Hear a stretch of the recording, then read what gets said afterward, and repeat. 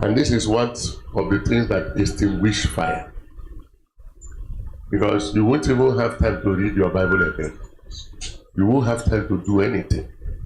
24. In fact, some families now are strangers. They are living in the same house, but they don't know each other because once they get to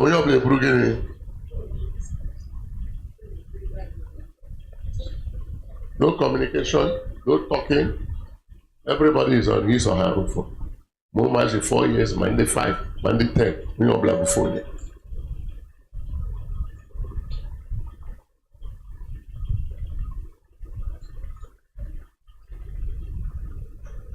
But hear this girl's experience.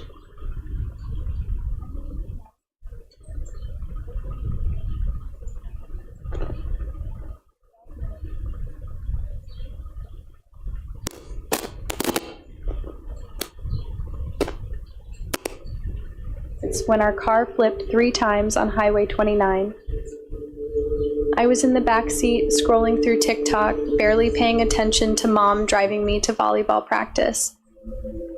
My little brother Tyler was playing his Nintendo Switch next to me. The rain was coming down so hard that Mom kept asking me to look up directions because she couldn't see the exit. I remember being annoyed because I was right in the middle of watching this dance trend video. I didn't look up. Then it happened. The semi-truck came out of nowhere. Mom screamed. Tyler dropped his game. My phone flew out of my hands as our SUV spun across 3 lanes. I remember the sound of metal crushing and glass breaking. Then nothing. But then I was floating above our car. I could see the ambulance lights flashing. People were running around below me. The rain was still pouring, but I couldn't feel it. I watched as they pulled my body out of the wreckage. My favorite blue volleyball shorts were torn.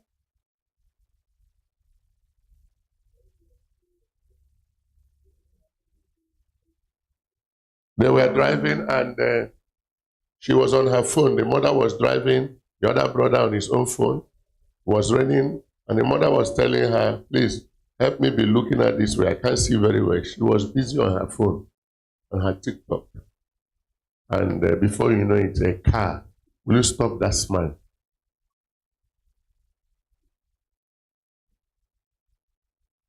And if we your people, I want to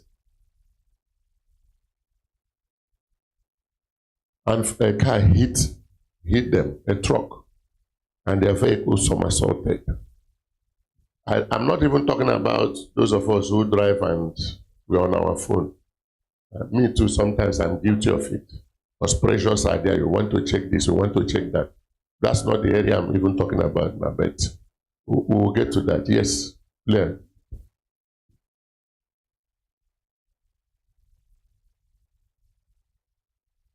My face was covered in blood. Mom was crying, being held back by a firefighter. Tyler was already in an ambulance. I tried to yell, Mom, I'm okay, I'm right here, but she couldn't hear me. Then everything got really bright. The ambulances, the highway, Mom, it all faded away. I felt myself being pulled through what felt like a tunnel of light. It wasn't scary. It felt warm, like when you stand in the sunlight on the first day of summer. That's when I saw him. Jesus was standing there, and he was nothing like the pictures in Sunday school. He was... I don't even have words. Light poured from him, but somehow I could still see his face. His eyes, they looked right through me like he knew every thought I'd ever had, every mean text I'd ever sent, every TikTok video I'd ever posted. But he still loved me completely. When he smiled at me, I felt like I was home, really home. Not like our house back in Oak Ridge, something deeper. Madison? He said my name, and it sounded like music. His voice wasn't loud, but it filled everything. I started crying. Not sad